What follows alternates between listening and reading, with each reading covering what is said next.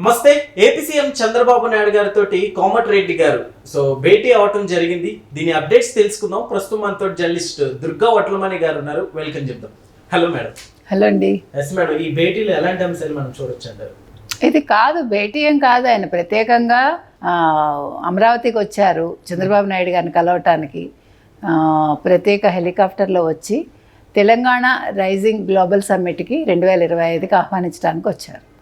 So ఆహ్వాన పత్రాన్ని అందజేశారు, రమ్మని చెప్పారు. దానికి చంద్రబాబు నాయుడు గారు కూడా వస్తాను అని చెప్పినట్టుగా తెలుసు సుముఖంగానే. అయితే అంటే ప్రత్యేకంగా చంద్రబాబు నాయుడు గారిని ఎందుకు పిలిచారని మీకు డౌట్ రావచ్చు. అంటే మరి ఇక్కడ ఉమ్మడి ఆంధ్రప్రదేశ్ ముఖ్యమంత్రి ఆయన పనిచేశారు అప్పట్లో. తర్వాత ఇప్పుడు ముఖ్యమంత్రిగా ఉన్నా కూడా హైదరాబాద్ అభివృద్ధిలో ఆయన మెయిన్ కీలక పాత్ర పోషించారు. ప్లస్ రేవంత్ రెడ్డి ఆయన శిష్యుడు. అన్ని రకాలుగా కూడా తెలుగుదేశం నుంచి ఆయన కాంగ్రెస్కి వెళ్ళాడు కాబట్టి అయినా ఇప్పుడు సత్సంబంధాలే ఉన్నాయి తెలంగాణకిను ఆంధ్రప్రదేశ్కి. అదొకటి ప్లస్. అంటే ఇప్పుడు బీఆర్ఎస్ ఉండుంటే పిలిచేదో లేదో మనకు తెలియదు, కానీ కాంగ్రెస్ ప్రభుత్వం ఉన్నప్పటికీ చంద్రబాబు నాయుడు గారి మీద గౌరవంతో పిలిచారు వాళ్ళు. ఈ పిలిచి బయటకు వచ్చాక ఆయన ఏం చెప్పారంటే కోమటిరెడ్డి ప్రెస్ వాళ్ళతోటి దావోస్ సమ్మిట్ తరహాలో దీన్ని నిర్వహించబోతున్నాము, అందుకని చంద్రబాబు నాయుడు గారిని పిలవటానికి వచ్చామన్నారు. దావోస్ అంటే చంద్రబాబు నాయుడు గారికి ఎంత కీలకమో మన అందరికీ తెలుసు. ఇటీవల కాలంలో లోకేష్ కూడా వెళ్ళొచ్చారు. ఇవి అందరికీ తెలిసిన అంశాలే. అయితే ఈ సందర్భంగా ఆయన కొన్ని వ్యాఖ్యలు చేశారు. ఏమనంటే జగన్కి కొన్ని సూచించారు. ఆయన జగన్కి ఏం చెప్పారంటే, మీరు ప్రతిపక్ష హోదా ఇస్తేనే సభకి వస్తాననడం సబబు కాదు, మీరు అది లేకపోయినా రండి, మీరు ఒక ప్రతిపక్ష నేతగా కాకపోయినా కూడా మీరు అసెంబ్లీకి వచ్చి మీ వాదనలు వినిపించండి అని చెప్పటం జరిగింది. అంటే ఈయన ఎందుకు చెప్పారని మీకు సందేహం రావచ్చు, కోమటిరెడ్డికి ఏంటి సంబంధం అని. ఈ భేటీ తర్వాత అంటే భేటీ అనేది చూడొచ్చు కదా, తర్వాత బయటకు వచ్చి ఇలాంటి వ్యాఖ్యలు తప్పులేదు. ఎందుకు చేశారంటే ఆయనకి వైఎస్ రాజశేఖర రెడ్డితో సాన్నిహిత్యం ఉంది, ఎట్ ద సేమ్ టైం ఆయనకి జగన్మోహన్ రెడ్డితో కూడా దగ్గరతనం ఉంది. అందుకని ఆయన ఆ వ్యాఖ్యలు చేశారు. అంటే మీరేదో ప్రెస్ మీట్లు పెట్టి లేదు ఒక మాక్ అసెంబ్లీ నిర్వహించి మీరు అసెంబ్లీకి రాకుండా చేయటం అనేది సబబు కాదు. మీరు ఒక ఎమ్మెల్యేగా మీరు వచ్చి మీ వాదన వినిపించాలి. ఆంధ్రప్రదేశ్ అభివృద్ధి చెందాలి అంటే మీ భాగస్వామ్యం కూడా ఉండాలి కదా, మీరు పాలు పంచుకోవాలి అని చెప్తున్నాడు ఆయన. అందులో నాకేం తప్పుగా అనిపించలేదు, ఎందుకంటే ఆయనకి వాళ్ళు తెలుసు బాగా, అందుకని సలహా ఇచ్చాడు ఆయన, ఊరికే ఇవ్వాల. ఇంకొక మాట ఏమన్నాడంటే ఆయన, తెలంగాణ తరహాలో ఆంధ్రప్రదేశ్ కూడా అభివృద్ధి చెందాలి, అలా అభివృద్ధి చెందాలంటే మీరు కూడా అసెంబ్లీకి వస్తే బాగుంటుందని సూచించాడు ఆయన. తప్పే ఉంది అందులో, మంచిదే కదా. ఇప్పుడు ఒక చెప్పేవాళ్ళు లేకే కదా చెడిపోతారు ఎవరైనా. ఇప్పుడు ఒక పెద్దరికం తీసుకుని ఆయన చెప్పారు, ఇదే చంద్రబాబు చెప్తే ఆయన వెండు కదా, నువ్వేంటి చెప్పేది ఏంటి అంటాడు. ఇప్పుడు కోమటిరెడ్డి వెంకటరెడ్డి కాబట్టి విన్నా వినకపోయినా కమెంట్ అయితే చేయకపోవచ్చు.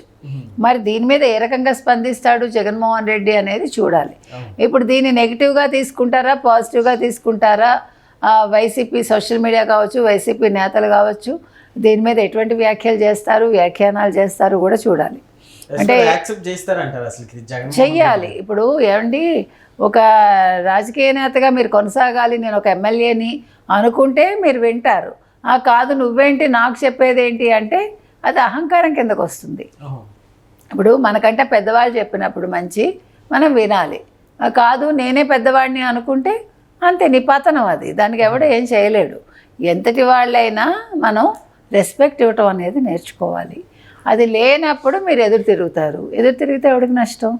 ఇప్పుడు ప్రజల్లో జగన్మోహన్ రెడ్డి అంటే ఎవరు అనే ఒక ప్రశ్న తలెత్తే స్థితికి ఆయన తెచ్చుకుంటున్నాడు. మేము ఎన్నుకున్నాము పులివెందులకి, కానీ ఎప్పుడు కూడా పులివెందుల గురించి అసెంబ్లీలో ఇంతవరకు మాట్లాడలేదు, మాకు చేసింది ఏమీ లేదు, మాకు ఒరిగింది ఏమీ లేదు, సంక్షేమాలు అన్నాడు, ఏం సంక్షేమాలు ఇచ్చాడు అంటున్నారు. సంక్షేమం కాదు, మాకు కావాల్సింది అభివృద్ధినే కదా ప్రజలు కోరుకున్నారు. అందుకే కదా 164 సీట్లు టీడీపీకి ఇచ్చారు. కాబట్టి ఇవాళ ఏం జరిగినా కూడా ఎవ్వరూ కూడా అంటే ప్రజలు ఎవరూ కూడా జగన్మోహన్ రెడ్డి వెంట లేరు. ఎందుకు లేరు? అదేదో గుడి, అదేదో లడ్డు, చిన్న చోరీ, 9 నోట్లు 72,000, 14.4 కోట్లు ఇచ్చాము. ఈ కామెంట్స్ ఎలా చూస్తారు మేడం? చాలా చిన్న చూరు అన్నట్లుగా చెప్పారు కదా. అంటే అసలు వెంకటేశ్వర స్వామికి సంబంధించి ఇసుక రేణువు కూడా ముట్టుకునే అర్హత ఎవరికి లేదు. ఇసుక రేణువు మనం అనుకుంటాం భలే మోసం చేశామే దేవుణ్ణి, మనం చేసిన మోసం ఇప్పుడు మీకేది కాకపోవచ్చు, రేపొద్దున వచ్చే జనరేషన్కి ఏమైనా కావచ్చు, ఎవరికి తెలుసు. ఇప్పుడు పిల్లలు అవకరాలతో పుడతారండి, అంగవైకల్యంతో పుడతారండి, ఏదైనా కావచ్చు. మనం అనుకుంటాం మనం భలే చోరీ చేసాము, దేవుడు కళ్ళు మూసుకున్నాడు, దేవుడు ఏం చూడలేదు, మనం 14.4 కోట్లు వెనక్కి ఇప్పించాం. ఎక్కడైనా 9 నోట్లు 72,000 చోరీ చేస్తే ఎవరైనా పట్టుకుని మీరు ఏం చేస్తారు? 72,000 వెనక్కి ఇప్పించి అతనికి పనిష్మెంట్ ఇస్తారు, ఏ జైలు శిక్ష వేస్తారు, 3 నెలల్లో 6 నెలల్లో అతను అక్కడి నుంచి సస్పెండ్ చేస్తారు, ఇంకా రానివ్వరు. కానీ 14.4 కోట్లు ఇప్పించటంలోనే మీకు తిరకాసు అర్థమవుతుంది కదా. ఏమర్థమవుతుంది అంటే 100 కోట్లు వీళ్ళు తినేశారు. ఇప్పటికైతే 120 కోట్లు లెక్క తేలింది అంటున్నారు తిన్నది. ఈ 120 కోట్లు 14.4 కోట్లు ఇప్పించేసి అతన్ని బెదిరించేసి లోక్ అదాలత్లో రవికుమార్కిను సతీష్ కుమార్కి ఒక సామరస్యపూర్వకంగా వాళ్ళకి ఒప్పందాలు చేయించేసి, అతను ఎవరో సతీష్ కుమారు విచారణకు హాజరవుతుంటే అతనికి మొత్తం చోరీల సంగతి తెలుసు కాబట్టి ఈ 14.4 కాదు అసలు విషయం ఇది, ఇన్ని 100 కోట్లు తిన్నారు, ఈ కోట్లే కాదు ఇంకా అవన్నీ తిన్నారని ఏమైనా చెప్తాడని చంపేసి ఉండొచ్చు. ఓకే, అంది. Yes madam. ఇప్పుడు ఈ ఇష్యూలో ఇవన్నీ చేసినప్పటికి కూడా చాలా ఈజీగా బయటపడిపోతాం అని అనుకుని ఉంటారంటారా? అసలు ఇంత దూరం వస్తుందని అనుకోలే, మనం సెటిల్ చేసేసాము, పరకామణి విషయం ఎందుకు బయటకు వస్తుంది అనుకుంటారు. కానీ సతీష్ కుమార్ అనే అతను ఈ రకంగా చేస్తాడని వాళ్ళు ఊహించలా. రెండోది, ఇప్పుడు ఇవన్నీ తెలుసు కాబట్టి ఇవాళ కోమటిరెడ్డి వెంకటరెడ్డి మీరు ఇలా మాట్లాడడం బాగలేదు, మీరు ఏం మాట్లాడాలనుకున్నా అసెంబ్లీకి వచ్చి మాట్లాడండి, ప్రజలు కూడా కొంచెం వినాలి కదా, విని వాళ్ళ జడ్జిమెంట్ వాళ్ళు ఇస్తారు. ఇప్పుడు ఏదో ఒక ప్రెస్ మీట్ పెట్టేసి 2.5 గంటలు అవాకులు చవాకులు మాట్లాడేస్తాను, అందరినీ కించపరుస్తాను, భువనేశ్వరి గారిని భువనేశ్వరి అని పిలుస్తాను అంటే నువ్వెవడు వేసలా? నువ్వు ఒక ముఖ్యమంత్రిగా పనిచేసావా? నువ్వు ఒక ఎమ్మెల్యేగా తగుదువా? నువ్వు ఆడదానికి మర్యాద ఇవ్వని వాడు మనిషా, అంతే కదా. నువ్వు ఆ రోజు అసెంబ్లీలో అలా మాట్లాడిచ్చావు, ఎంజాయ్ చేసావు. ఈరోజు సంబంధం లేకుండా భువనేశ్వరి గారి ప్రస్తావన తీసుకొచ్చావు, నువ్వు అసలు మనిషివా అని ప్రజలు అడుగుతున్నారు. అందుకని అంటే సొంత తల్లి చెల్లికే ఇవ్వలేదు అనుకోండి మర్యాద, అది నీ కర్మ. కానీ నువ్వు బయట ఆడవాళ్ళని అలా అంటానంటే వాడు ఊరుకోడు, మామూలుగా ఊరుకోడు.